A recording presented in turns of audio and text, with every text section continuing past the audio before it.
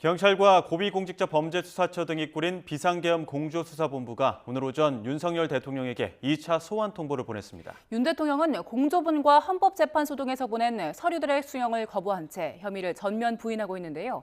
이번 2차 통보도 거부당할 경우 강제 구인 카드를 검토해야 하는 상황에 놓일 걸로 보입니다. 취재기자 연결해서 자세한 내용 알아봅니다.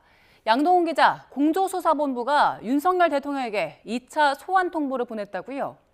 네, 비상계엄 공조수사본부는 오늘 오전 내란 우두머리 혐의를 받는 윤석열 대통령에게 2차 소환 통보를 보냈습니다.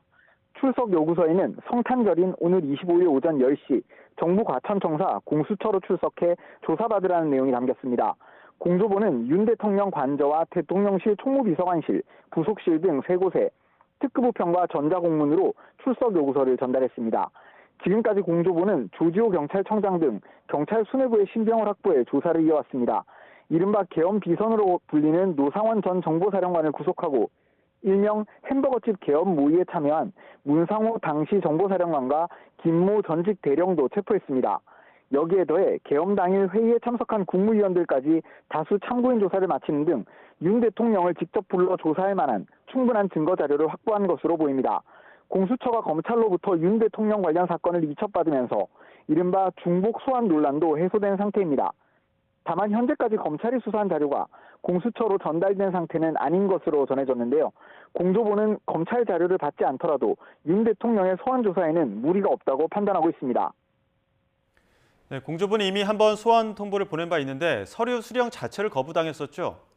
네, 공조본은 지난 16일 대통령실과 관저를 직접 방문하고 등기 우편까지 보냈는데요.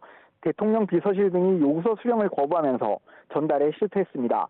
윤 대통령은 이뿐만 아니라 헌법재판소가 보낸 탄핵 심판 관련 서류 제출 요구에도 응답하지 않고 있습니다.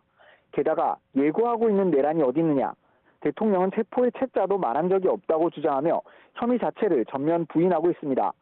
공조본은 2차 통보 역시도 우편으로 전달을 시도하고 있는데 이번에도 윤 대통령이 수령을 거부할 경우 체포나 구속영장을 법원에 청구하는 등 강제 구인 카드까지도 고민할 수밖에 없어 고심이 깊어질 것으로 보입니다.